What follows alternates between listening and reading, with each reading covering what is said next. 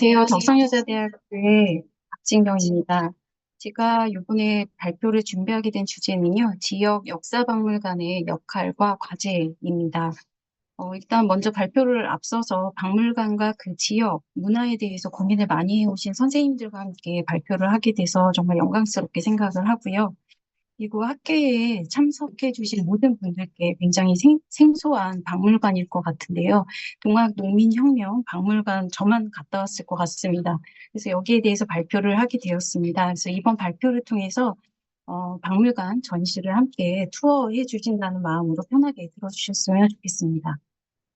그러면 발표를 시작을 하도록 하겠습니다.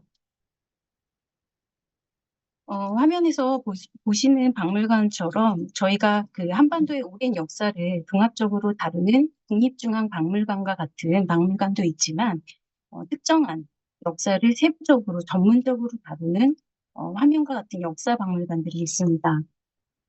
그 대한민국 국민이라면 기억해야 할 역사이거나 인물을 기념하고 기록하기 위해 마련된 박물관들로 지방에 건립된 사례가 많은 편입니다. 저는 이 중에서도 동학농민혁명이나 여러 가지 이제 명칭으로 불리고 있는데요. 이러한 역사적인 사건을 다룬 박물관을 그 주제로 삼았고요.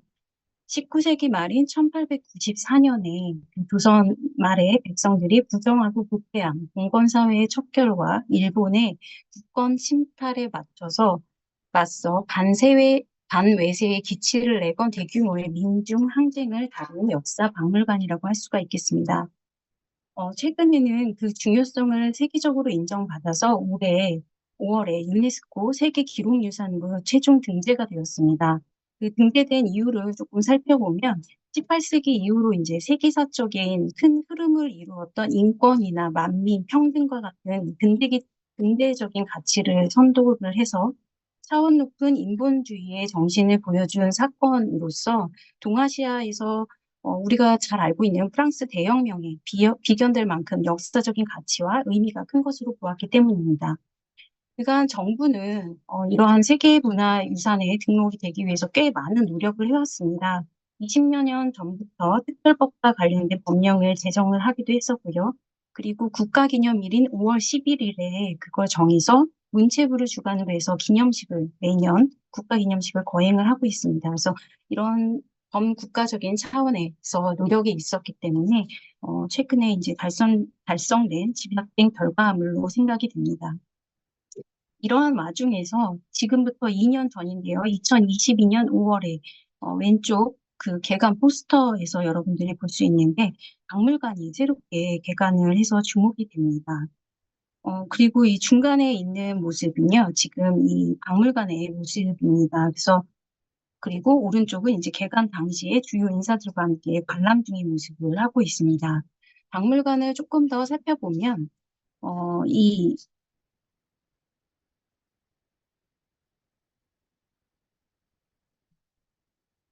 네, 박물관을 살펴보면요. 이러한 상황 속에서 박물관 크게 전시관, 지금 화면에 보듯이요. 전시관이 있고, 추모관이 있고, 야외 상징 조형 세 개로 구분이 되고 있습니다. 이 옆에 이제 면적이 나와 있는데 마지막이 이제 평수입니다. 그래서 전시 공간이 한 200평 정도 되고요. 추모 공간이 68평 정도 됩니다. 그리고 야외 상징 조형물이 한 1,400여 평으로 꽤 큰, 작지 않은 규모의 공간이라고 할 수가 있겠습니다.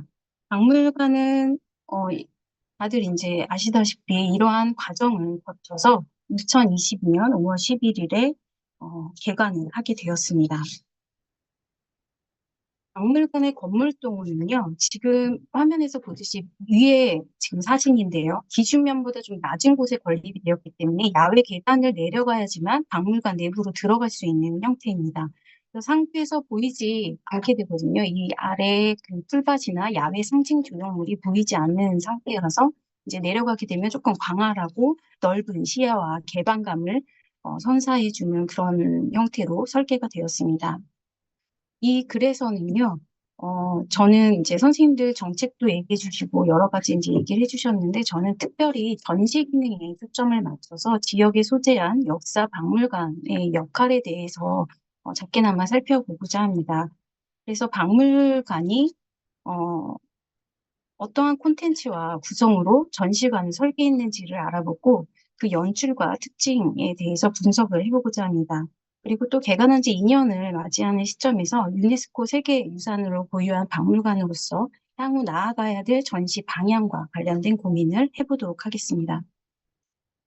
지금 화면에 보이시는 것은 전국에서 동학농민혁명을 전시 주제로 삼아 박물관 개념으로 운영되고 있는 곳인데요. 정읍을 제외하면 크고 작고 좀 차이가 있겠지만 네 가지 정도로 추릴 수가 있겠습니다. 모두 개관의 시기는 다르지만 거의 비슷한 전시 흐름과 콘텐츠를 보여주고 있습니다. 대체로 그 동학농민혁명의 연표를 중심으로 해서 왜 어떻게 벌어졌는지 그 원인과 전투 과정 등은 순차적으로 어떻게 배열됐는지 통사적인 역사 전시관을 따르고 있습니다. 이와 달리 이 오른쪽에 이제 화면이요. 박물관 그 공간 구성도인데 네 개의 주제로 전시 콘텐츠를 구성을 하고요. 로비를 거쳐서 이쪽이 로비입니다. 로비를 거쳐서 순차적으로 아웃도어로 해서 빠져나오는 아주 단순한 동선으로 계획을 해서 조성을 하게 되었습니다. 먼저 이제 박물관을 조금 안에 어떻게 구성됐는지 여러분들과 살짝 보려고 하는데요. 첫 번째 공간은 민중의 힘으로 사회를 개혁하다입니다. 사회 개혁을 이끈 주인공이 일반 민중이라는 것을 주제로 해서 이제 살펴보는 그런 관이라고 할 수가 있겠습니다. 전시관에 일단 들어가면은 개혁의 주인공인 민중이 박홍규 작가라는 판화 작가분이신데요. 이분의 그 동학농민 그분들을 하는 작품들이 있어서 그 이미지를 채용을 해서 스카시 패널로 해서 이렇게 붙여진 모습을 볼 수가 있고요. 그리고 이 반대편에는 그 민중이 이뤄낸 결과와 개혁의 내용을 주요한 콘텐츠로 달았습니다. 그래서 세계 최초로 정부와 농민이 합의해서 설치했던 협치기구인 집강소 모형을 재현을 하고, 그리고 그 옆으로는 지금 네 개의 그 그림자 영상이 있는데, 농민군들이 주장했던 크게 네 가지 주제가 있습니다. 노비제를 해방하거나 아니면 평등하게 관리를 등용하는 것, 그리고 부패한 관리를 처벌하는 것, 그리고 조언 금지하고 그 가부를 재가를 허용한다는 네 개의 그림자 영상을 해서 누구나 쉽게 이해할 수 있도록 전달하였습니다. 두 번째 공간은요, 전라도만의 사건이 아니라 전국에서 일어난 대규모의 항쟁이었다는 것에 이제 주목을 한 전시관이라고 할 수가 있겠습니다. 먼저 동학농민혁명이 전국적으로 일어나게 된 배경에는요, 1894년 7월 일본의 경복궁 무단 점령이 제일 먼저 이제 관람객들을 만나게 됩니다. 그래서 국내에선 처음으로 이제 제작한 인포그래픽 영상으로 해서 전시관 벽면에 경복궁 지도가 투영되고 그 위에 조선군과 일본군이 그 긴박하게 교전 상황을 했던 것들을 음향과 함께 시간에 따라서 그거를 입체적으로 전달을 하게 돼서 이제 마지막에 경평궁까지 가게 되는 모습을 볼 수가 있습니다. 이후 일본과 이런 자주 국권 수호 운동이 전국적으로 일어나게 되는데 그런 것들은 이 화면에 보듯이 이런 영상을 통해서 조선시대 19세기 지도 위에 동학농민혁명의 어떤 항쟁 지역에 이렇게 순차적으로 나타나게 됩니다. 그 밑으로는요, 그 옆으로는 이제 주요 전투지를 VR 망원경을 통해서 체험을 할 수가 있습니다. 일반적으로 VR 기기는 관람객들이 이제 개별 착용을 해서 체험하는 방식이지만, 좀 더 운영의 효율성을 높이기 위해서 철제 망원경을 설치를 하고 그 안에 VR 기기를 탑재를 해서 볼 수 있게, 그리고 야외 전망대에 서서 전투 지역을 살펴보는 그런 느낌으로 전시를 하였습니다. 그리고 전국에서 이 치열하게 항쟁했던 동학 농민군이 일본군이나 관군에 맞서서 무차별하게 희생당했던 물리적인 원인으로 전쟁 무기에 대한 어떤 그런 제한점을 표현을 했는데요. 여기에 보시면 이제 총을 실제 모형을 여기 밑에 달아서 어, 프로젝 프로젝터 매핑으로 해서 실제 그 총을 겨누는 모습을 한 다음에 그 다음에 이제 인포그래픽 영상으로 다시 비교해서 전달하는 방식을 함으로써 총을 전투에서 사격하는 데 걸리는 시간이나 사격 거리 등의 성능과 화력을 직접 비교해 연출을 하는 방식으로 표현을 했습니다. 두 번째 주제가 끝나갈 무렵에는 별도의 영상관을 마련했습니다. 그래서 관람객에게 선택 동선을 주는데 영상관은 세 벽면을 라운드형으로 스크린으로 구성해서 관람객에게 몰입감을 주는 실감 영상관으로 구성을 했습니다. 그래서 대나무 숲이 이렇게 있는데 실시간 바람에 흔들리면서 새소리를 조용히 들을 수 있는 그런 공간으로 마련을 했고요. 관람객들은 낮고 넓은 가죽 의자에 자유롭게 앉아서 잠시 쉬는 휴식 공간으로 활용을 하고 때로는 시간을 좀 정해서 동학 문민혁명의 역사적인 내용과 의미를 은유적으로 표현한 미디어 영상을 시간대를 정해서 방영 중에 있습니다.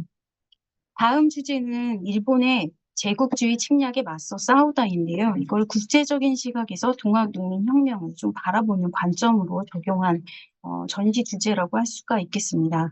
그래서 동학농민혁명이 조선이라는 한 나라만의 사건이 아니라 제국주의의 영향을 받았던 국제적인 사건임을 제시하는 공간인데 이 제국주의를 표방한 일본은 전쟁을 본격화하기 위해서 1894년 이전부터 조선의 지형을 측량하고 각종 정보를 파악하는 한편 철도를 가설하고 군사적으로 필요한 것들을 운반하는 작업들을 했었는데 전시의 공간에서는 일본이 전쟁 시에 사용했던 근대식 지도라든지 아니면 조선의 사정을 조사해 발간한 서적들을 함께 보여주기도 했고요. 이 옆에는 조선 농민들이 일본의 철도나 전신 가설을 반대해서 저항했던 정보 기록들을 신문 보도 형태로 연출된 것을 볼 수가 있습니다. 또한 이 뒷면에 또 전시 그 유물 공간이 또 있어서 주요 국가가 해외 언론들이 조선의 상황과 일본의 승전 소식 등을 동아시아의 국제 정세를 주목을 했던 면모를 보여주는데 경복궁 뒤에 보시면 여러분 여기 경복궁이 있다든지 한반도의 전쟁 상황을 흑백이나 칼라본으로 그린 해외 신문 보도를 함께 진열을 했습니다. 다음 공간으로 넘어가면 여기는 이제 미시적인 관점에서 아까 첫 번째 선생님 발표에서도 또 얘기했던 부분인데 미시적인 관점에서 조금 더 동학 농민군의 개인적인 삶과 고난을 조금 고민해보는 공간으로 마련을 했습니다. 그래서 조금 진솔하게 느껴보는 공간을 마련하기 위해서 벽면에 붉은 색조를 칠해서 동학 농민군의 죽음을 상징하고 전체적으로 눈보라가 휘날리고 적막한 음향을 주면서 동학 농민군의 슬픔을 조금이나마 표현하고자 했습니다. 가장 눈에 띄는 공간이 두 군데인데요. 국가 등록 문화재로 등록이 됐는데 여기에 독립진열장을 나란히 두고 거기에 동학 농민군이 전쟁 중에 가족에게 남긴 두 개의 편지를 여기에 전시를 했습니다. 하나는 아들이 어머니에게 쓴 편지고 하나는 형이 남동생에게 보낸 사연으로 동학 농민군으로 활동하게 된 이유 그리고 일본의 침략행위, 옥중에서 굉장히 열악한 사정 등이 있었다는 것을 벽면에 그 스카시 패널로 읽을 수 있어서 그런 인간적인 친밀감을 조금이나마 느낄 수 있도록 공간을 구성을 했습니다. 그리고 이쪽 뒤에 보면은요, 혁명을 좌절된 이후에 고초 속에 살게 되는데 동학 농민군과 그 가족들의 이야기를 헤드폰 셋으로 이제 들으면서 체험을 할 수 있는 공간이 있고요. 여기에 지금 현재 보여드리지 못하지만 여기에 조선의 그 동학 농민군을 토벌하기 위해서 일본군이 건너오거든요. 그때 상병 중에 한 분이 개인 일기를 쓰신 게 있어요. 그래서 그 개인 일기 속에 동학 농민군에 처참했던 당시의 상황을 볼 수 있어서 그거를 인터랙티브 체험 방식으로 연출을 하였습니다. 그리고 조금 더 마지막에는 그 마지막 항전, 끝까지 마지막까지 항전했던 그 유적이 대둔산 유적인데요. 거기에서 전투 유적과 유물을 가지고 이제 전시를 했고요. 또 일본 홋카이도 민족박물관에 동학 진주에서 그 리더 역할을 했던 동학 농민군의 그 유골이 다시 100년 만에 고국에 돌아왔던 사연을 다시 한번 보여주는 방식입니다. 마지막으로는 다섯 번째 에필로그 공간으로 한국 근대 민주정신의 큰 뿌리가 되다를 마련을 했습니다. 이후에 동학 농민군의 지도자들이 3.1운동의 민족대표 33인 중에 9명이 이제 포함되는 등 3.1운동과 5.18 민주화운동 그리고 6월 10일 항쟁 등을 거쳐서 오늘날 촛불 집회까지 가장 민주적인 시민혁명으로 끝까지 계승되고 있다는 걸 보여주는 공간입니다. 전시에서 연출은요, 이거를 영상 연표로 연출을 했는데 관람객이 공간에 들어서면 음향과 함께 오늘날까지 전개된 민주주의 역사가 이렇게 차례차례 그려지고 다시 색이 입혀지고 이런 부분에서 보고 이제 전시를 마무리하게 됩니다. 전시를 관람한 이후에는요, 지금 전시관이 여기 있고 야외로 된 필로티 공간을 거쳐서 추모관으로 가서 메모리얼 공간에서 농민군의 희생을 좀 기념할 수 있는 공간을 마련을 했습니다. 이 들어가는 입구를 보시면 긴 복도를 좀 따라서 양방향 소통될 수 있는 공간으로 되어 있습니다. 연구자들은 지금 동학 농민군이 참여했던 인원이 수만 명으로 집계를 하고 있는데 사실 이 신원을 정확히 알 수 있는 인원은 4천 명 정도에 불과합니다. 그래서 신원을 알 수 있는 분들은 활동 지역이나 전투 지명을 함께 넣고 이름을 새겨서 돌에 넣어서 여기에 보시면 네 개의 벽면에 이렇게 설치를 해서 추모를 할 수 있는 공간을 마련을 하였고요. 어, 그리고 희생이 됐지만 그 수많은 이름이 없는 농민군들을 위해서 가운데 인터랙티브 체험 공간으로 마련을 했습니다. 그래서 빛과 물결이 일렁이는 중앙에 연못이 있어서 터치 키오스크를 네 군데에 설치해서 손바닥을 이제 가만히 대면 그 일렁이는 물결이로 녹두꽃을 띄워서 마치 헌화의 의미를 담아 연출한 인터랙티브 체험으로 표현을 했습니다. 지금까지 보았던 그 역사박물관의 전시 연출 방식과 특징에 대해서 조금 정리를 해보도록 하겠습니다.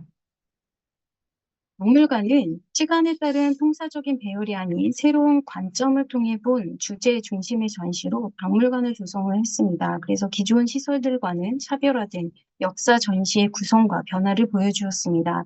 네 개의 주제를 접근해서 입체적으로 볼 수 있게 구성하고 새로운 관점을 녹여낸 전시 콘텐츠로 경쟁력을 높여서 시각적으로 전달하는 역사의 교육 공간으로 조성을 했습니다.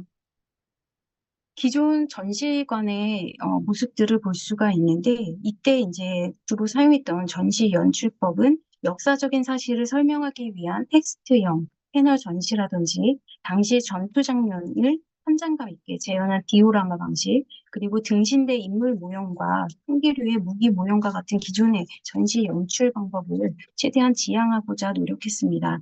이러한 연출 기법은 역사적인 내용을 설명적으로 잘 보여준다는 장점이 있지만 관람객을 수동적으로 만들기 때문에 동학 농민군의 다소 무거운 역사적인 내용을 이해시키기엔 좋지만 효과적으로 집중도를 끌어내기에는 한계가 있습니다. 그래서 최대한 그 최신의 전시 기법을 도입해서 내부 공간, 참여적인 효과를 통해서 교육적인 역할을 본 박물관에서 다 하고자 했습니다.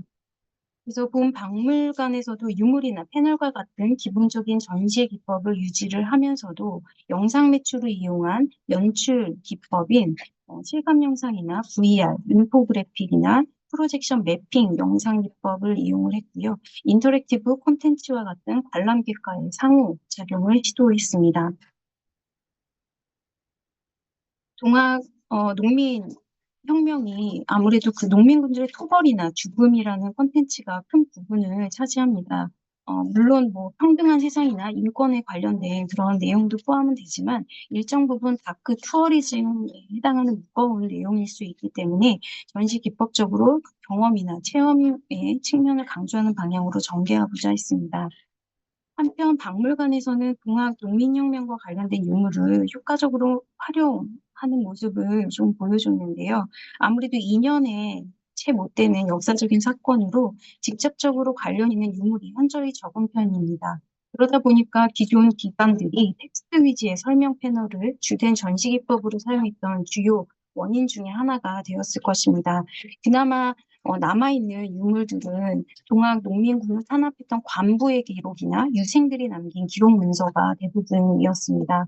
그래서 본 박물관에서는 국가주의적인 시각이나 거시적인 역사관의 틀에서 좀 더 벗어나서 개인적인 삶을 중심으로 조금이나마 미시적으로 좀 쓸 수 있는 그런 인물들의 포커스를 맞췄습니다. 그래서 해외 신문 보도와 같은 시각 자료들을 활용해서 국제적인 관점에서 볼 수 있는 거시적인 그런 관점도 제공하는 한편으로 공항 농민군이 전투 중에 가족에게 직접 쓴 손편지와 같은 개인 기록물을 통해 마지막 전투지라고 할 수 있는 생활 유물, 유적의 유물들, 무기 탄환과 같은 실제 유물들을 전시에 포함시켰고요. 그리고 전투 중에 남긴 일본군의 종군 일기와 같은 개인 기록물도 사용을 했습니다. 아래로부터의 역사를 보여주는 전시 방식을 일부 채택해서 편지나 일부 일기와 같은 개인 기록물과 그리고 개인 인터뷰와 같은 진솔한 경험담을 토대로 그 역사를 조금이나마 입체적으로 볼 수 있게 노력을 했습니다.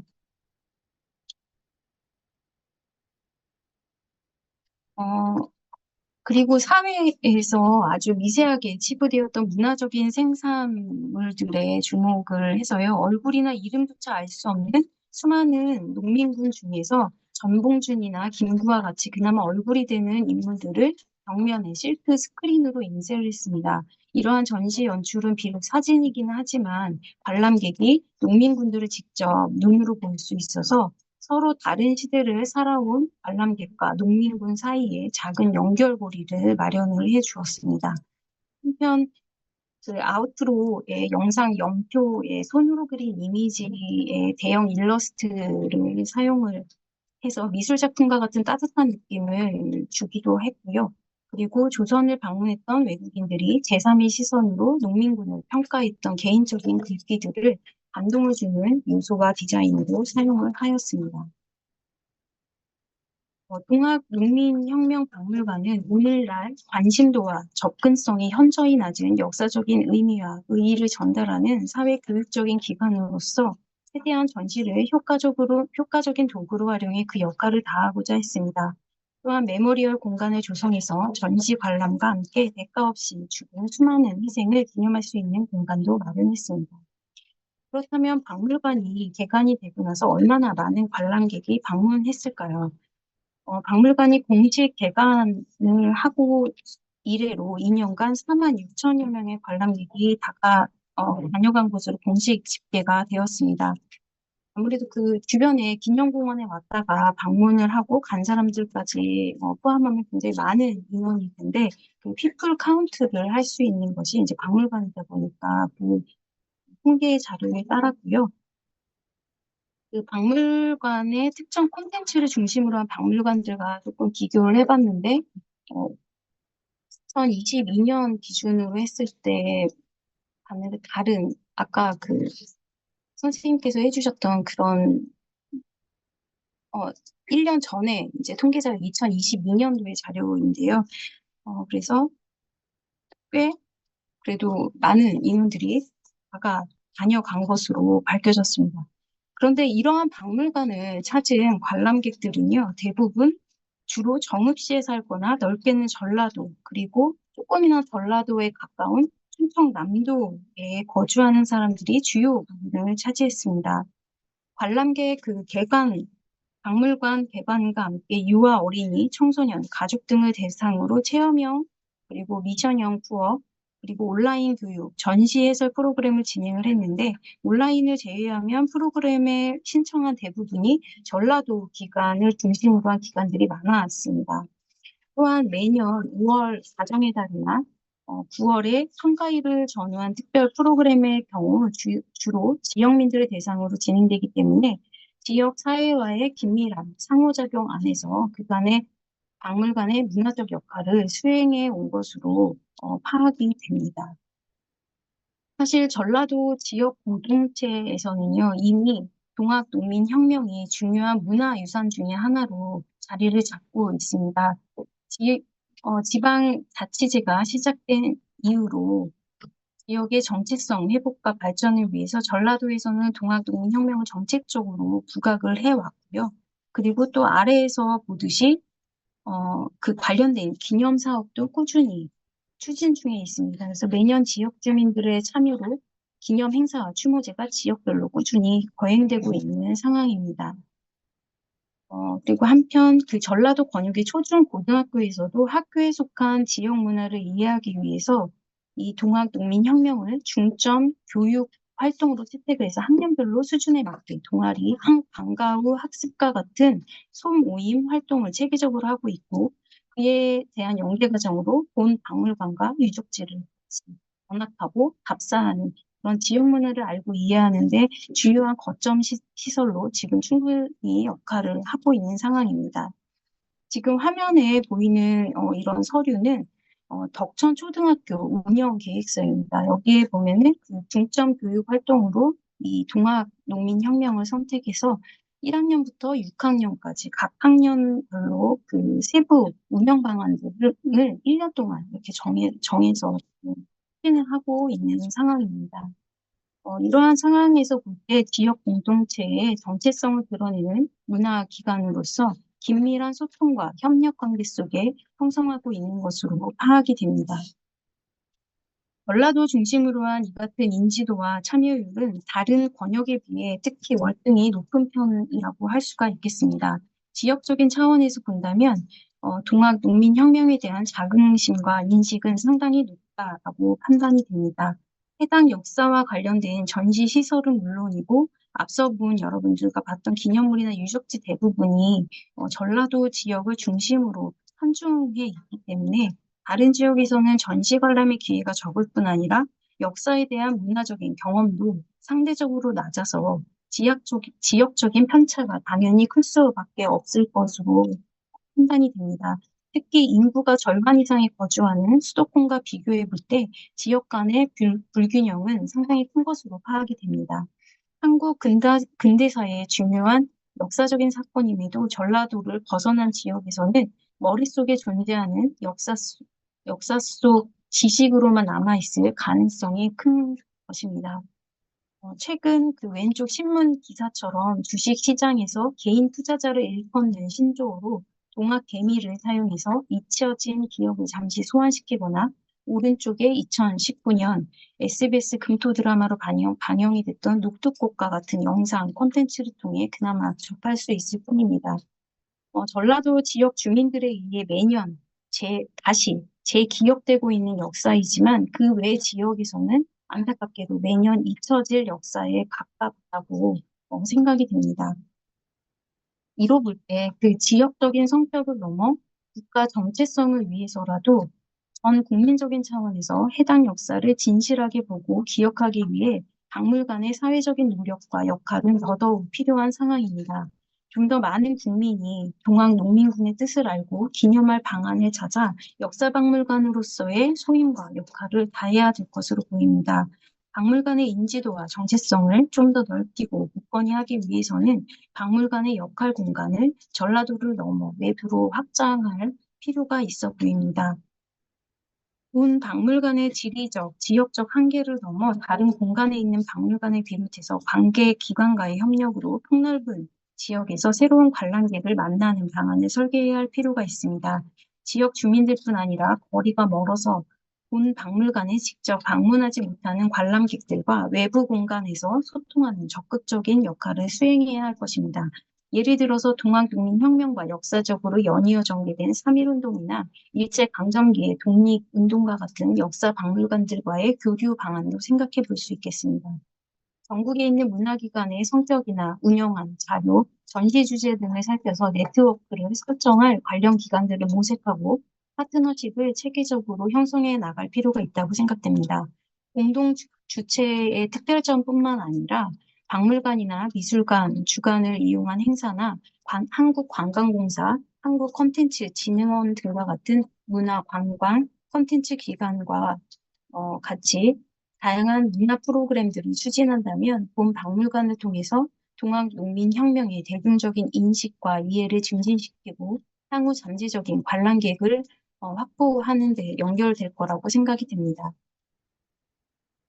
역사를 재해석한 전시 매체와 프로그램 개발에 관한 부분입니다.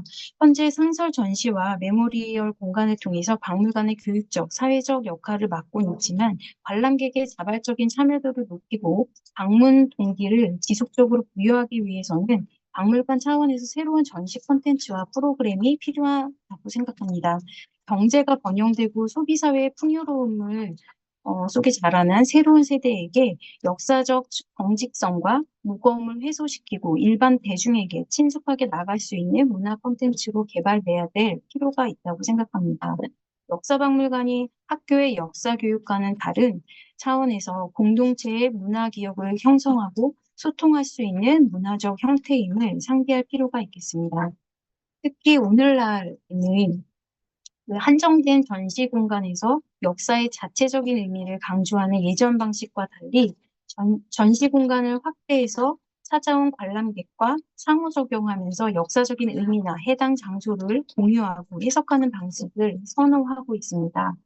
예를 들어서 문화재청의 공모 사업에 선정된 수원 화성 미디어 아트쇼를 들 수 있는데요. 문화재청은 유네스코 세계 유산이 있는 도시를 대상으로 해서 공모 사업을 시행을 하고 있습니다. 그래서 세계유산의 가치를 알릴 수 있는 콘텐츠를 새롭게 개발하는 사업으로 매년 8억 7천만 원의 국비를 5개 지역에 이제 지원을 하고 있는데요. 이 수원화성도 만천 명월의 정조의 꿈, 빛이 되다라는 주제로 삼아서 3년 내내 연속해서 진행을 했고 31만여 명의 관람객이 집계되고 있습니다. 본 박물관에서도 올해 세계유산을 등재한 문화유산을 보유한 기관이기 때문에 박물관의 어떤 그 건축물과 그리고 상징조형물 그리고 박물관 외벽의 경사진면을 따라서 농민의 벽 그리고 90개 지역을 형상화한 90개 돌기둥들이 있어서 이러한 시설물들과 함께 자연 환경을 잘 이용한다면 또 대형의 미디어 아트쇼도 기념공원 내에 계획해 볼 수 있다고 생각합니다. 또한 앞서 상설 전시를 통해서 동학농민혁명의 역사를 보존하고 기억하는 것을 넘어서 오늘을 사는 우리에게 현실적인 의미를 재해석할 수 있는 유용한 전시 프로그램도 계획이 되어야 할 것입니다. 과거에 대한 다양한 기억들이 현재와 그리고 다른 현실의 맥락들과 긴밀하게 연관되는 것에 대해 사람들은 진지한 자성과 공감을 끌어내는 것이 중요하기 때문인데요. 기존의 전시문화와 함께 오늘을 사는 세대에게 1894년에 추구했던 인류의 보편적인 가치를 새롭게 보여줘야 한다고 생각합니다. 신박물관에서도 박물관학이 사회적인 문제에 대한 화두를 던질 수 있는 존재가 박물관이 되어야 한다는 것을 지향을 하고 있는데, 어, 그 동학 농민군의 아픔을 기억하는 사람들과 그것을 경험하지 못한 새로운 세대가 상호작용하는 역사박물관으로의 역할을 확대할 필요가 있겠습니다. 이와 관련해서는요, 어, 콜롬비아 예술가인 도리스 살세도의 설치 미술을 주목해 볼 수가 있겠습니다. 제1세계가 제3세계에 가했던 식민지 역사의 현존은 이러한 설치 작품을 통해서 세계적인 관심을 받은 바 있는데 영국 테이트 모던 미술관 바닥 표면에 지각단층의 디자인을 재현했는데 거기에 근대 자본주의의 식민지 폭력이 공동체 파괴를 구체화했다는 탈식민지 작품을 보여주었습니다. 동시대의 미술은 역사에 대한 다양한 서사와 기억을 포용해서 더욱 폭넓게 현재와 과거를 연결해 이해시킬 수 있다는 장점이 있습니다. 본 박물관에서도 새롭게 현대사회 전반에 걸쳐서 새롭게 등장하는 젠더라든지 아니면 소수민족, 그리고 생태주의, 전진, 공동체주의와 같은 사회 인권 문제들을 다룰 수 있는 문화공간으로의 역할을 할 수가 있겠습니다. 이러한 전시 형태는요, 국내 역사박물관에서도 이미 시도된 바 있습니다. 여러분 가보셨을 것 같은데 서소문 성지 역사박물관이 거기에 해당됩니다. 박물관에는 지금 개관한 이래로 현대 근현대 조각이라든지 아니면 현대 불교 미술 그리고 전쟁 속의 어린이를 위한 평화 기도 등과 같이 동시대 미술을 매년 기획해서 새롭게 열고 있습니다. 종교 및 역사적인 성격이 강한 박물관임에도 불구하고 미디어 아트 감독이나 예술 감독 그리고 담당 학예사들을 두고서는 정기적으로 전문 전시를 기획해서 하는 방식을 채택했습니다. 한편 동학농민혁명관 앞에 박물관 앞에는요, 황토현 정석지가 있습니다. 그래서 문화재 보호 지역이기 때문에 역사문화와 함께 우수한 자연환경을 활용해서 자연, 생태, 체험이 연계된 이색적인 프로그램 운영도 가능한 것으로 파악이 됩니다. 박물관 앞에 야외 풀밭을 이용한 무대 공연이나 야외 영화 같은 것을 상영하는 것도 좋을 것 같고요. 앞에 지금 화면에서 보듯이 국립중앙박물관 같은 경우는 부처님에 대한 조각상을 감상을 하고 요가 프로그램을 운영을 한다든지 아니면 서울광장에서 빈백에 앉아서 각자만의 시간을 편안하게 보내는 프로그램을 마련을 해서 현대인과 레저 산업에 익숙한 관람객을 대상으로 해서 박물관 주변의 자연환경을 적극적으로 고려한 특색 있는 프로그램들을 통해서 향후 재방문율을 높이고 장시간 방문하는 관람객들을 위해서 문화적인 참여와 볼거리를 제공하는 박물관의 역할도 필요하다고 보입니다. 네, 지금까지 제가 한 발표는 여기까지고요. 매진말 간략히 읽도록 하겠습니다. 동학농민혁명박물관은 1894년 동학농민군이 추구했던 근대적 가치와 차원 높은 인본주의 정신을 되새기고 그 가치를 기억할 기회와 공간을 시민들에게 제공하기에 본 박물관의 역할은 자무 중요하다고 생각합니다. 박물관 개관에 앞서서 2년의 흐르는 시점에서 동학농민군의 역사적인 장소일 뿐 아니라 시민 모두에게 의미 있는 장소로 거듭나기 위해서는 박물관의 중장기적인 전략과 그에 따른 실천이 더욱 필요한 상황입니다. 정읍을 포함한 전북 지역사회와 지역 주민들의 원활한 소통을 기반으로 삼아서 좀 더 외부 지역으로 확장된 문화기관으로서의 능동적인 역할을 수행할 필요가 있습니다. 올해 유네스코 세계 유산의 등재는 해당 공간의 미래의 전제력을 의미합니다. 전시 공간의 교육적인 공간과 함께 어, 현대 사회적인 이슈를 능동적으로 재해석할 수 있는 그런 미술품과 프로그램 등 그리고 문화시설 등을 이용한 새로운 전시 콘텐츠와 프로그램을 확보해서 나갈 수 있는 전략적인 선택이 필요해 보입니다. 그리고 네트워크를 설정할 관련 기관들을 모색하고 그리고 파트너십을 형성해서 전시를 포함한 다양한 문화적 활동과 기회를 제공한다면 박물관에 대한 인식도 증진함으로써 추후에는 복합 문화 공간으로서 향후 정읍 시의 지역 경제에도 긍정적인 효과를 줄 것으로 기대합니다. 시간이 20분이어서 굉장히 빠른 속도로 발표를 했는데요. 지금까지 경청해 주신 선생님들께 감사드립니다. 이상으로 발표 마치겠습니다.